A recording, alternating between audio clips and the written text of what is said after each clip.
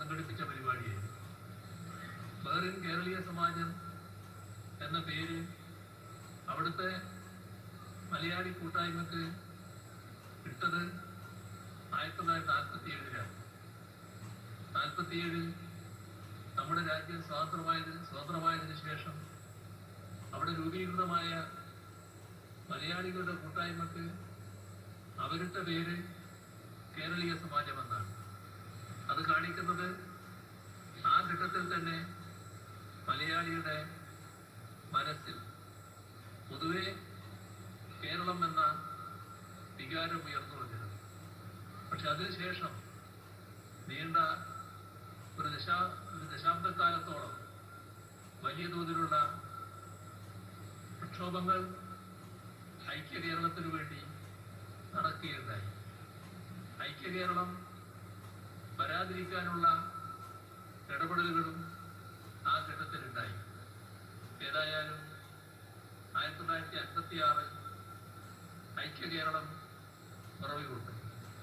November 1 നാളെ കഴിഞ്ഞ് മറ്റന്നാൾ ആ ദിനം വരികയാണ്. നമ്മുടെ കേരള സംസ്ഥാനം രൂപം കൊണ്ട 1956 നവംബർ 1. അത് കഴിഞ്ഞ് ഏതാനും മാസം കഴിഞ്ഞപ്പോൾ നമ്മുടെ കേരളത്തിലെ ആദ്യത്തെ തെരഞ്ഞെടുപ്പ് നടന്നു. ഇന്നത്തെ കേരള സംസ്ഥാനത്തിലെ ആദ്യത്തെ മന്ത്രിസഭ EMSന്റെ നേതൃത്വത്തിൽ അധികാരത്തിൽ വന്നു. ഇന്ന് കേരളം നേടിയിട്ടുള്ള വികസനത്തിന്റെ അടിത്തറ ആ മന്ത്രിസഭയാണ് ഇടുന്നത്. നമ്മുടെ നാട് പിന്നീട് ആർജിച്ച ഒട്ടേറെ നേട്ടങ്ങളുണ്ട്. അതിനെയെല്ലാം ക്രോഡീകരിച്ചുകൊണ്ടാണ് കേരള മോഡൽ എന്ന ഒരു പ്രയോഗം വന്നത്. ആ കേരള മോഡലിന്റെ ആ രീതിയിലേക്ക് രാജ്യം വിശേഷിപ്പിക്കുന്നതിനിടയാക്കിയ വികസനങ്ങൾക്ക് തുടക്കം കുറിച്ചത്, അടിത്തറയിട്ടത് 1957 ഗവൺമെന്റായിരുന്നു. കേരള മോഡലിന്റെ ഏറ്റവും പ്രധാനപ്പെട്ട 2 ഘടകങ്ങളായിരുന്നു. അതിലൊന്ന് നാം നടത്തിയ ഭൂപരിഷ്കരണമാണ്. അതോടെ വലിയ തോതിൽ അവകാശങ്ങൾ ലഭിച്ച ജനങ്ങളായി നമ്മുടെ നാട്ടിലെ ജനങ്ങൾ മാറി.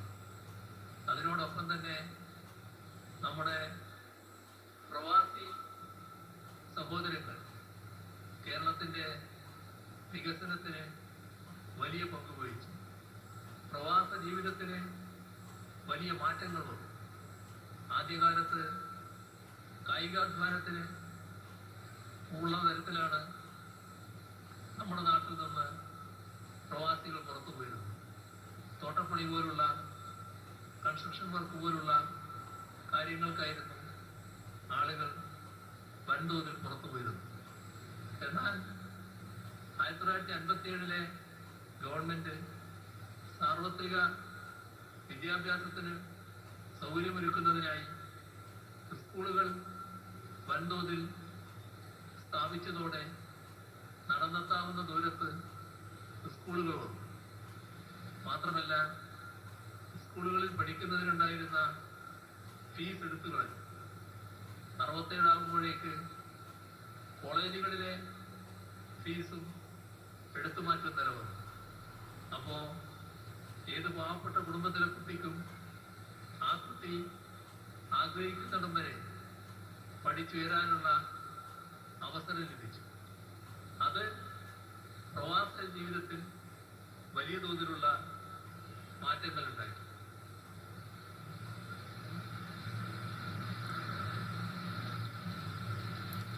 പ്രവാസ ജീവിതത്തിൽ വലിയ മാറ്റങ്ങൾ ഉണ്ടായി.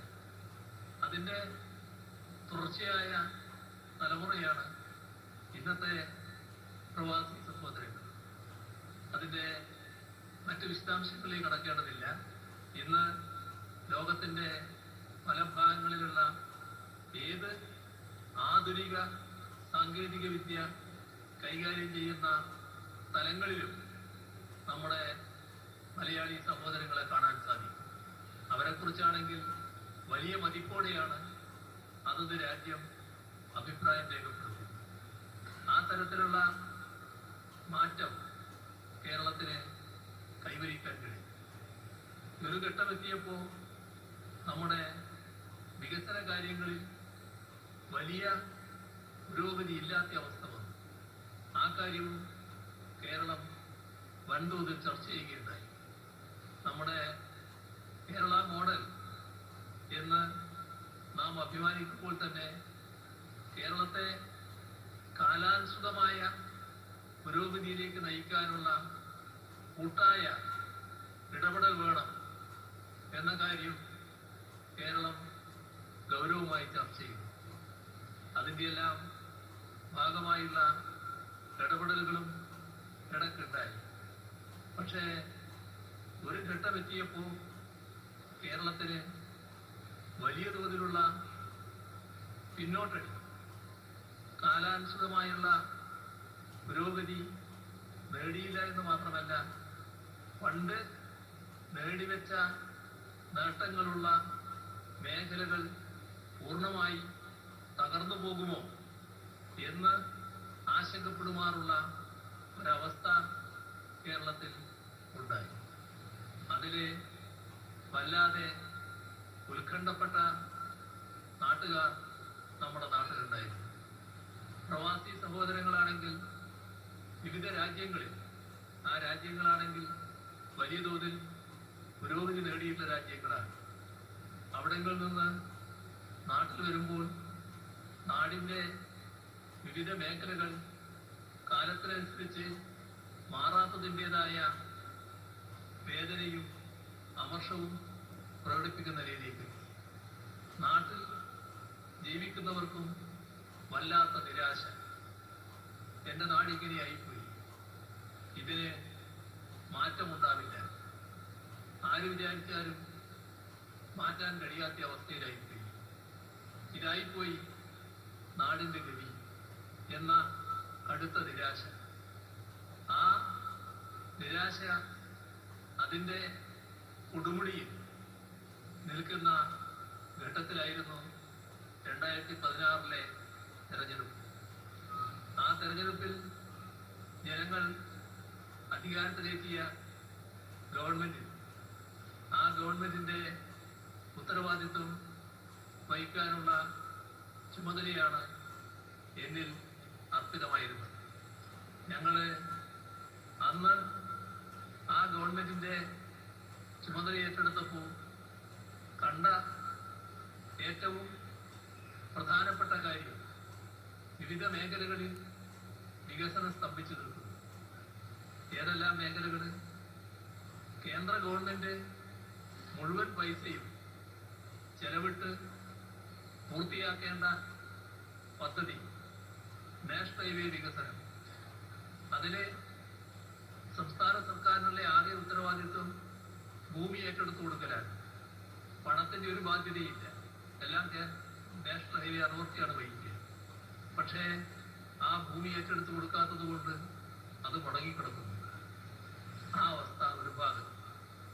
നമ്മള് ഗെയിൽ പൈപ്പിലേക്ക്, ഗ്യാസ് അതോറിറ്റി ഓഫ് ഇന്ത്യയുടെ ഗ്യാസ് ആ പൈപ്പിലൂടെയാണ് പോകേണ്ടത്.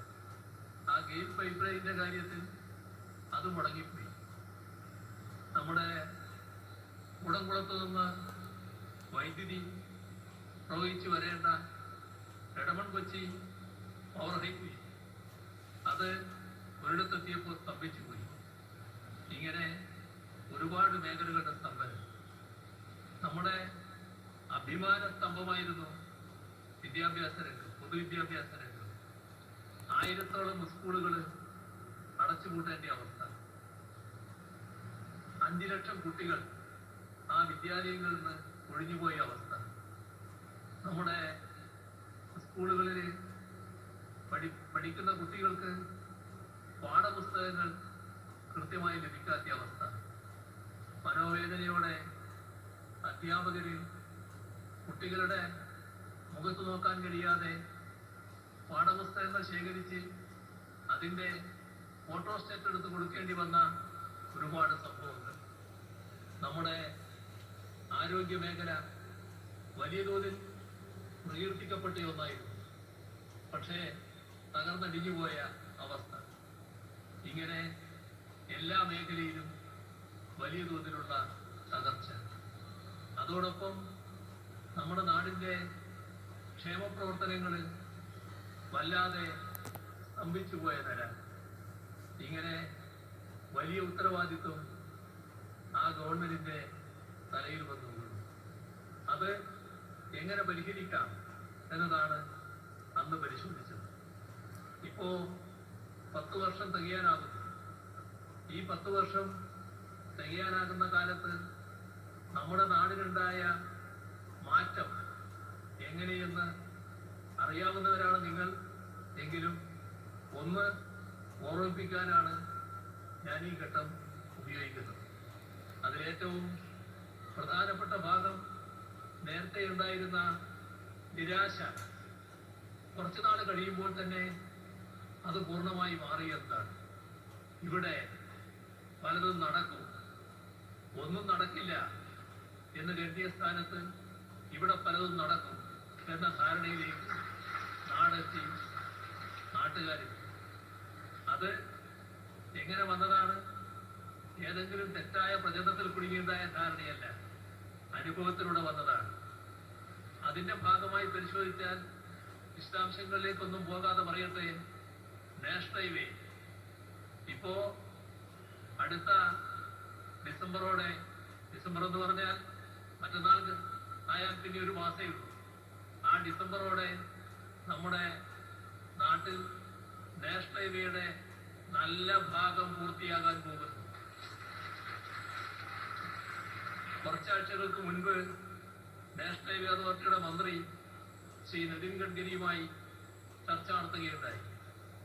ആ പൂർത്തിയാകുന്ന ഭാഗം ജനുവരിയിൽ കേരളത്തിൽ വന്ന് ഉദ്ഘാടനം ചെയ്യാം എന്ന് അദ്ദേഹം സമ്മതിച്ചിരിക്കുന്നു. മാത്രമല്ല, നാഷണൽ ഹൈവേ അതോറിറ്റിക്ക് അദ്ദേഹം ഞങ്ങളുടെ മുന്നിൽ വെച്ച് തന്നെ കർശന നിർദ്ദേശം നൽകി മാർച്ച് ആകുമ്പോഴേക്ക് നാഷണൽ ഹൈവേ പൂർത്തീകരിക്കണമെന്ന്. ഇത് ഒരു ഭാഗം. അതേസമയം നമ്മുടെ ഗെയിൽ പൈപ്പ് ലൈൻ ഇപ്പല്ല, നേരത്തെ തന്നെ പൂർത്തിയായി. അതിലൂടെ ഗ്യാസ് പ്രവഹിക്കുന്നു. നമ്മുടെ ഫാക്ടറികളിൽ ഇന്ധനമായും നമ്മുടെ അടുക്കളകളിൽ പാചകവാതകമായും ആ ഗ്യാസ് എത്തുന്ന നിലയുണ്ടായിരിക്കുന്നു. ഈ പറഞ്ഞ എടമൺ കൊച്ചി പവർ ഹൈവേ ഇല്ലേ, ആ എടമൺ കൊച്ചി പവർ ഹൈവേ ഒരിടത്ത് നിന്നുപോയി എന്ന് പറഞ്ഞല്ലോ. ഇവിടെയെല്ലാം അതുമായി ബന്ധപ്പെട്ട ഏജൻസികൾ നമ്മുടെ നാട് വിട്ടുപോയതാണ്. ആ കാര്യം നിർവഹിക്കേണ്ടിയിരുന്നത് പവർ ഗ്രിഡ് കോർപ്പറേഷൻ ആയിരുന്നു. അവരും പോയിരുന്നു. അവരെ തിരിച്ചു വിളിച്ചു, കൊണ്ടുവന്നു, പണി തുടങ്ങാൻ പറഞ്ഞു. തുടങ്ങാൻ വേണ്ടി അവർ ചെന്നപ്പോ ഈ തടസ്സം പറഞ്ഞ സ്ഥലത്ത് അവര് വീണ്ടും തടസ്സവുമായി വന്നു. അപ്പോ ഗവൺമെന്റ് അവരോട് അഭ്യർത്ഥിച്ചു, നിങ്ങൾ തടസ്സം നിൽക്കുന്നത് നാടിന് ആവശ്യമായിട്ടുള്ള കാര്യമാണ്, അതുകൊണ്ട് സഹകരിക്കണം. പക്ഷേ അവര് തടസ്സം നിന്നതിന്റെ ഭാഗമായി നിന്നുപോയ ഒരു പദ്ധതി ഞങ്ങൾക്ക് നിർത്താൻ കഴിഞ്ഞതാണല്ലോ എന്ന കുങ്കോടുകൂടി അവരിടപെടുന്ന കാഴ്ചയാണ് കണ്ടത്. തടസ്സപ്പെടുത്താൻ എന്ത് ചെയ്യും? അപ്പൊ അവർക്ക് മനസ്സിലായി സർക്കാർ എന്താണ് എന്ന്. അതോടെ തടസ്സം നീങ്ങി, ആ ലൈൻ പൂർത്തിയായി, വൈദ്യുതി ആ ലൈനിലൂടെ പ്രവഹിക്കുന്നു. ഇവിടെ നാം ചിന്തിക്കേണ്ട ഒരു കാര്യമുണ്ട്. എന്തിനാണ് സർക്കാർ? പദ്ധതിക്ക് തടസ്സം നിൽക്കുന്നവരുടെ കൂടെ നിൽക്കാനാണോ? അല്ല നാടിനാവശ്യമായ പദ്ധതി പൂർത്തീകരിക്കാനാണോ? അഭിമാനപൂർവം നമ്മുടെ നാട് ഒറ്റ ശ്വാസത്തിൽ പറയും, പദ്ധതി പൂർത്തീകരിക്കലാണ് സർക്കാരിന്റെ കടമായത്. ആ കടമ ശരിയായ രീതിയിൽ നിർവഹിക്കാൻ കഴിഞ്ഞുവെന്ന ചാരിതാർത്ഥ്യമാണ് ഞങ്ങൾക്ക് ഉള്ളത്. അതിന്റെ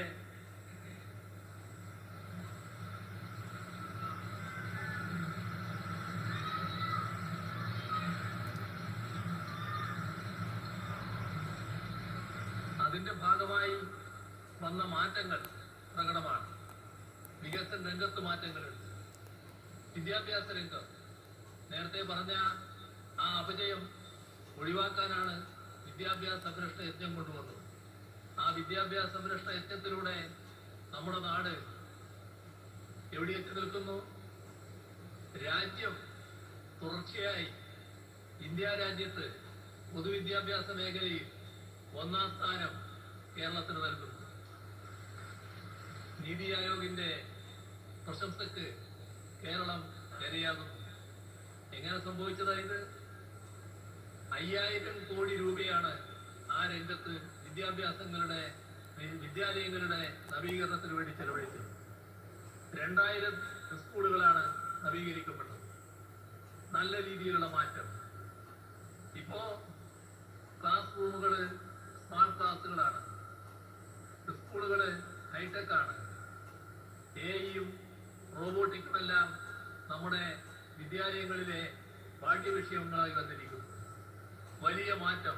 ലോകത്തിന്റെ ഏത് ഭാഗത്തുള്ള ഉന്നതമായ അക്കാദമിക് നിലവാരം പുലർത്തുന്ന സ്കൂളുകളോടും കിടപിടിക്കത്തക്ക നിലയിലേക്ക് നമ്മുടെ ഗ്രാമങ്ങളിൽ പ്രവർത്തിക്കുന്ന സ്കൂളുകളടക്കം മാറിയിരിക്കുന്നു. അതിന്റെ ഭാഗമായി 5 ലക്ഷം കുട്ടികൾ കൊഴിഞ്ഞുപോയ സ്ഥാനത്ത് 10 ലക്ഷം കുട്ടികൾ കൂടുതലായി വന്നു ചേരുന്ന അവസ്ഥയും കേരളത്തിൽ ഉണ്ടായിരിക്കുന്നു. ഇതാണ് മാറ്റം. ഇത് സ്കൂൾ വിദ്യാഭ്യാസത്തിന്റെ കാര്യത്തിലാണെങ്കിൽ ഉന്നത വിദ്യാഭ്യാസ മേഖലയിൽ വലിയ മാറ്റം. ആ മാറ്റത്തെക്കുറിച്ച് കാണുമ്പോൾ നാം മറ്റൊരു കാര്യം ആലോചിക്കണം. അത് 2016 മുതൽ 2021 വരെയുള്ള ഗവൺമെന്റ്. ആ ഗവൺമെന്റ് ചെയ്ത കാര്യങ്ങൾ ഓരോന്നും ഞങ്ങൾ ഓരോ വർഷവും കൃത്യമായ നമ്മുടെ സ്കൂളിൽ പഠിക്കുന്ന കുട്ടികള് പ്രോഗ്രസ് റിപ്പോർട്ട് തയ്യാറാക്കി കൊടുക്കുന്നത് പോലെ ഈ ഗവൺമെന്റ് ജനങ്ങളുടെ മുന്നിൽ പ്രോഗ്രസ് റിപ്പോർട്ട് അവതരിപ്പിച്ചിരുന്നു. 2016 തെരഞ്ഞെടുപ്പിൽ അന്നത്തെ തെരഞ്ഞെടുപ്പ് ജനങ്ങളുടെ മുന്നിൽ നൽകിയ വാഗ്ദാനങ്ങൾ എത്ര കണ്ട് നിറവേറ്റി എന്നായിരുന്നു ആ പ്രോഗ്രസ് റിപ്പോർട്ടിൽ പറഞ്ഞിരുന്നത്. അത് നമ്മുടെ രാജ്യത്തിന്റെ ജനാധിപത്യ ചരിത്രത്തിൽ ഏറ്റവും പുതുമയാർന്ന ഒരു നടപടിയായിരുന്നു. ലോകത്ത് തന്നെ എവിടെയെങ്കിലും ഉണ്ടോ എന്ന് നമുക്കറിയാവുന്ന കാര്യമല്ല, ജനാധിപത്യം നിലനിൽക്കുന്ന രാജ്യങ്ങൾ. പക്ഷേ നമ്മൾ ഓരോ വർഷവും എത്ര കണ്ട് കാര്യങ്ങൾ നിറവേറ്റിയെന്ന് ജനങ്ങളെ അറിയിച്ചു. 2021 ആയപ്പോ കണ്ടതെന്താ? 2021 പൂർത്തിയാകുമ്പോൾ ജനങ്ങൾ കണ്ടു നൽകിയ വാഗ്ദാനം 600, പൂർണ്ണമായി നടപ്പാക്കപ്പെട്ട വാഗ്ദാനങ്ങൾ 580. അപ്പോ തെരഞ്ഞെടുപ്പാകുമ്പോൾ ഒരുപാട് പ്രചരണം വരുമല്ലോ. അത് കാര്യം വേറെ, അതിലേക്കാണ് ഞാൻ പോകുന്നത്. അപ്പൊ ജനങ്ങൾ ഒരു കാര്യം തീരുമാനിച്ചു, ഏതായാലും ഇവര് തന്നെ വീണ്ടും അധികാരത്തിൽ തുടരട്ടെ. അത് കേരളത്തിന്റെ ചരിത്രത്തിലെ ഒരു പുതുമയായിരുന്നു. കേരളത്തിന്റെ അനുഭവം അറിയാവുന്നവരാണല്ലോ നിങ്ങളെല്ലാവരും. ഒരു തവണ ഒരു മുന്നണി, പിന്നെ എത്ര തവണ അടുത്ത മുന്നണി എന്ന തരത്തിലായിരുന്നു കുറെ കാലമായിട്ട് നമ്മുടെ നാട്ടിലുണ്ടായിരുന്ന തെരഞ്ഞെടുപ്പ് നില. പക്ഷേ 2021 ജനങ്ങൾ പറഞ്ഞു തുടർ ഭരണം നടക്കട്ടെ. തുടർ ഭരണം കേരളത്തിൽ ഉണ്ടാക്കിയ ഗുണമെന്താണ്? അവിടെയാണ് ഉന്നത വിദ്യാഭ്യാസ മേഖലയുടെ കാര്യം പരാമർശിക്കാൻ ഞാൻ ഉദ്ദേശിക്കുന്നത്. ഉന്നത വിദ്യാഭ്യാസ മേഖലയില് നമ്മള് തുടർഭരണ പ്രക്രിയയുമായി ബന്ധപ്പെട്ട് കാര്യങ്ങൾ ആലോചിച്ചാൽ 2016 ഞങ്ങൾ അധികാരത്തിൽ വന്നപ്പോ യൂണിവേഴ്സിറ്റികളുടെ വൈസ് ചാൻസലർമാരുടെ യോഗം വിളിച്ചു. അവരോട് ചോദിച്ചൊരു ചോദ്യം, നമ്മുടെ രാജ്യത്തെ വിദ്യാഭ്യാസ സ്ഥാപനങ്ങൾ, ഉന്നത വിദ്യാഭ്യാസ സ്ഥാപനങ്ങൾ ഒരു 100 എണ്ണം എടുത്താൽ അതിനകത്ത് വരുന്ന എത്ര സ്ഥാപനങ്ങളുണ്ട്?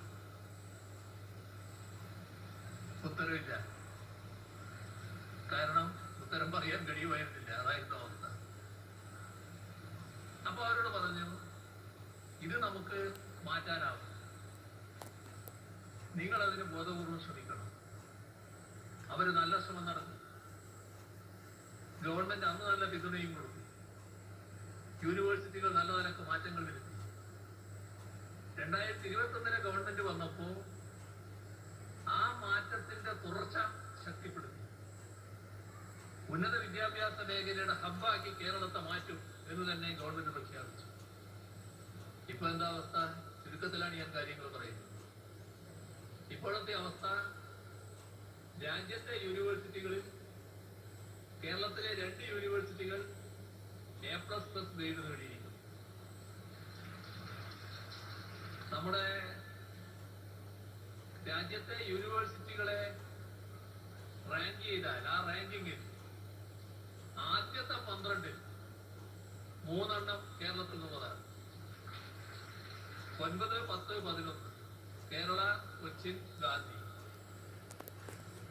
50 എടുത്താൽ ഒന്നുകൂടി വരും, 43 കാലിക്കറ്റ് യൂണിവേഴ്സിറ്റി. രാജ്യത്തെ 100 കോളേജുകൾ എടുത്താൽ അതിൽ 16 കേരളത്തിൽ നിന്നുള്ളതാണ്. വലിയ മാറ്റം. ഇപ്പോ ഈ വർഷത്തെ അഡ്മിഷന്റെ ഘട്ടം വന്നപ്പോ മാധ്യമങ്ങൾ റിപ്പോർട്ട് ചെയ്തു, വിദേശ രാഷ്ട്രങ്ങളിൽ നിന്ന് വരുന്ന വിദ്യാർത്ഥികളുടെ അപേക്ഷ വല്ലാതെ കൂടിയിരിക്കുന്നു. കാരണം പുതിയ കോഴ്സുകൾ, പുതിയ പാഠ്യക്രമം എല്ലാം വലിയ തോതിൽ ആകർഷിക്കുന്നു. ഉന്നത വിദ്യാഭ്യാസ മേഖലയുടെ കരുത്ത് വർദ്ധിപ്പിക്കാനുള്ള ശക്തമായ ഇടപെടലുകളാണ് നടന്നുകൊണ്ടിരിക്കുന്നത്. ഈ നേട്ടം തുടർ ഭരണത്തിന്റെ ഭാഗമായി സംഭവിച്ചതാണ് എന്ന് നാം കാണുന്നു. അതോടൊപ്പം തന്നെ മറ്റൊരു ഭാഗം, ഇപ്പോ കേരളത്തിലെ വലിയ മാറ്റമാണ് നമ്മുടെ വ്യവസായ രംഗത്ത് വന്നിട്ടുള്ളത്. അതൊരു പെട്ടെന്നുണ്ടായ കാര്യമല്ല. 2016 ഞങ്ങൾ അധികാരത്തിൽ വരുമ്പോഴുണ്ടായിരുന്ന അവസ്ഥ, നമ്മുടെ കേരളം വ്യവസായ സൗഹൃദ അന്തരീക്ഷത്തിൽ വളരെ പിറകിലായിരുന്നു. രാജ്യം ഇതിന്റെ ഒരു റാങ്ക് തയ്യാറാക്കലുണ്ട്, അതിലേറ്റവും പിറകിലായിരുന്നു നമ്മൾ. നമുക്ക് വ്യവസായ സൗഹൃദ അന്തരീക്ഷത്തിൽ 1ാം സ്ഥാനത്തെത്തുക എന്നത് ആലോചിക്കാനേ കഴിയുമായിരുന്നില്ല. പക്ഷേ ആലോചിക്കാൻ പറ്റാത്ത കാര്യങ്ങൾ ആലോചിക്കലാണല്ലോ ഒരു ഗവൺമെന്റിന്റെ ചുമതല. എന്തുകൊണ്ട് നമുക്ക് മാറ്റങ്ങൾ വരുത്തിക്കൂടാ? ആ ആലോചനയെ കടക്കുമ്പോൾ സ്വാഭാവികമായും അതുമായി ബന്ധപ്പെട്ട ആളുകളുമായി ചർച്ച ചെയ്യണം, അവരുമായി എല്ലാം ചർച്ച ചെയ്യും. അതില് ചെറുകിട വ്യവസായികളുണ്ട്, വൻകിട വ്യവസായികളുണ്ട്, അതുമായി ബന്ധപ്പെട്ട മറ്റുള്ളവരുണ്ട്, തൊഴിലാളി സംഘടനകളുണ്ട്. ഇവരുമായി എല്ലാം ചർച്ച ചെയ്തപ്പോ നിരവധി പ്രശ്നങ്ങൾ ഉയർന്നു. ആ പ്രശ്നങ്ങൾ പരിഹരിക്കേണ്ടത് സർക്കാരിന്റെ ഉത്തരവാദിത്വമായിരുന്നു. അത് പരിഹരിക്കുന്നതിനുള്ള നേതൃത്വപരമായ പങ്ക് വഹിച്ചു. അവസാനം നമ്മുടെ മാനസിക ഘടനയിൽ മാറ്റം വരേണ്ടതുണ്ടായിരുന്നു. അതിലും ഇടപെടലുണ്ടായി.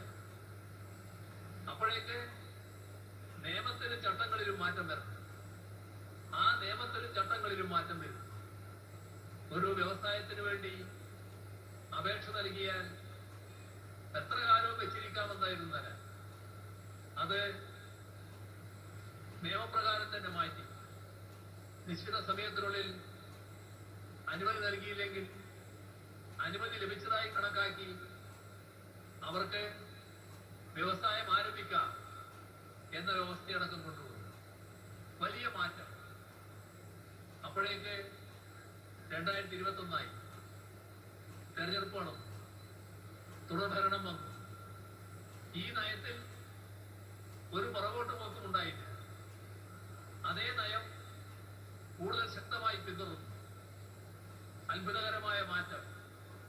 ഈസ് ഓഫ് ഡൂയിങ് ബിസിനസിൽ രാജ്യത്ത് 1ാം സ്ഥാനം കേരളത്തിൽ. നിങ്ങളറിയും, കൊച്ചിയിൽ ഒരു ഇൻവെസ്റ്റ്മെന്റ് മീറ്റ് നടന്നു. അതിലെ ഇപ്പോ ആകെ ലഭിച്ച വാഗ്ദത്തങ്ങൾ 2 ലക്ഷം കോടി രൂപയുടേതാണ്. നമ്മുടെ ഒരു പദ്ധതി, പുതിയ സംരംഭങ്ങൾ, ആ സംരംഭങ്ങള് 1 ലക്ഷം തുടങ്ങലായിരുന്നു ലക്ഷ്യമിട്ടത്. അതിപ്പോ 3 ലക്ഷം കഴിഞ്ഞിരിക്കുന്നു. ഇതാണ് മാറ്റം. അത് ബെസ്റ്റ് പ്രാക്ടീസ് എന്നാണ് ഇന്ത്യ ഗവൺമെന്റ് അടക്കം വിലയിരുത്തിയത്. എന്തുകൊണ്ടാണ് അത്തരമൊരു മാറ്റം ഉണ്ടായത്? ഒരു സംശയമില്ല, തുടർ ഭരണത്തിന്റെ ഭാഗമായാണ്. വേറൊരു കാര്യം, ആരോഗ്യരംഗം വല്ലാതെ തകർന്നുപോയൊരു മേഖലയായിരുന്നു. ആ മേഖലയില് കാര്യമായ ഇടപെടൽ വന്നു. ആർദ്രം മിഷനിലൂടെയുള്ള നടപടി. നമ്മുടെ പ്രാഥമിക ആരോഗ്യ കേന്ദ്രങ്ങൾ കുടുംബാരോഗ്യ കേന്ദ്രങ്ങളായി മാറി. താലൂക്ക് ആശുപത്രികൾ മുതൽ മെഡിക്കൽ കോളേജ് ആശുപത്രി വരെ വിവിധ തരത്തിലുള്ള സൂപ്പർ സ്പെഷ്യാലിറ്റി സൗകര്യങ്ങളുണ്ട്. ഇതിന്റെയെല്ലാം ഭാഗമായി ആരോഗ്യരംഗം വലിയ തോതിൽ ശക്തിപ്പെടും. ഇതിനിടക്കാണ് കോവിഡ് മഹാമാരി വന്നത്. കോവിഡ് മഹാമാരിയുടെ ഘട്ടത്തിൽ വലിയ സമ്പദ് സമൃദ്ധമായ ലോകത്തിലെ മുൻപന്തിയിൽ നിൽക്കുന്ന രാഷ്ട്രങ്ങൾ പോലും കോവിഡിന് മുന്നിൽ മുട്ടുകുത്തുന്നത് നമ്മൾ കണ്ടു. എന്നാൽ കോവിഡിന്റെ മൂർധന്യദശയിൽ പോലും കേരളത്തിന് മുട്ടുകുത്തേണ്ടി വന്നില്ല. രാജ്യവും ലോകവും ആശ്ചര്യത്തോടെ നോക്കിക്കണ്ടു. ആ ഘട്ടത്തിൽ അതിന്റെ മൂർധന്യദശയിൽ നമ്മുടെ ആശുപത്രികളില് ബെഡുകൾ ആവശ്യത്തിനൊഴിവുണ്ടായിരുന്നു, ഓക്സിജൻ ബെഡുകൾ ഒഴിവുണ്ടായിരുന്നു, ICU ബെഡുകൾ ഒഴിവുണ്ടായിരുന്നു. എന്തിനധികം പറയുന്നു, വെന്റിലേറ്ററുകൾ അടക്കം ഒഴിവുണ്ടായിരുന്നു. ഇത് കോവിഡിനെ നേരിടാൻ നമ്മൾ ഒരുക്കിയ സൗകര്യമല്ല. നമ്മുടെ നാടിന്റെ ജനങ്ങൾക്ക് ചികിത്സാ സൗകര്യം ലഭ്യമാക്കുന്നതിന് വേണ്ടി നാം ഒരുക്കിയ സൗകര്യങ്ങൾ കോവിഡിനെ നേരിടാൻ പര്യാപ്തമായി എന്നാണ് നാം കണ്ടത്. ഇതൊരു ഭാഗം. 21-ലെ തുടർഭരണം കഴിഞ്ഞ് ഇപ്പോൾ പുറത്തു വന്ന ഒരു കണക്കുണ്ട് ഈ അടുത്ത കാലത്ത്. അത് ശിശുമരണ നിരക്കുമായി ബന്ധപ്പെട്ടതാണ്. ആ ശിശുമരണ നിരക്ക് രാജ്യത്ത് 25ആണ്. നമ്മുടെ ലോകത്തിലെ ഏറ്റവും വികസിത രാഷ്ട്രമെന്ന് കണക്കാക്കുന്ന അമേരിക്കയിലെ ശിശുമരണ നിരക്ക് 5.6ആണ്. കേരളത്തിന്റെ ശിശുമരണ നിരക്ക് 5ആണ്. അതായത് അമേരിക്കയെ കവച്ചു വെക്കുന്ന രീതിയിൽ നേട്ടം ഈ രംഗത്ത് ഉണ്ടാക്കാൻ നമുക്ക് കഴിഞ്ഞിരിക്കുന്നു. എന്തുകൊണ്ട്? ആരോഗ്യരംഗത്തെ തുടർച്ചയായ ഫലപ്രദമായ ഇടപെടലിന്റെ ഭാഗമായി. അങ്ങനെയാണ് നമുക്ക് ഈ മാറ്റം ഉണ്ടാക്കാൻ കഴിഞ്ഞത്. തുടർ ഭരണത്തിന്റെ പ്രത്യേകതയാണ്. കേരളത്തിന്റെ മറ്റൊട്ടേറെ വികസന മേഖലകളുണ്ട്. ആ എല്ലാ വികസന മേഖലകളിലേക്കും ഇപ്പോ കടന്നുപോകാൻ ഞാൻ ഈ അവസരം ഉപയോഗിക്കുന്നില്ല. പക്ഷേ ഒരു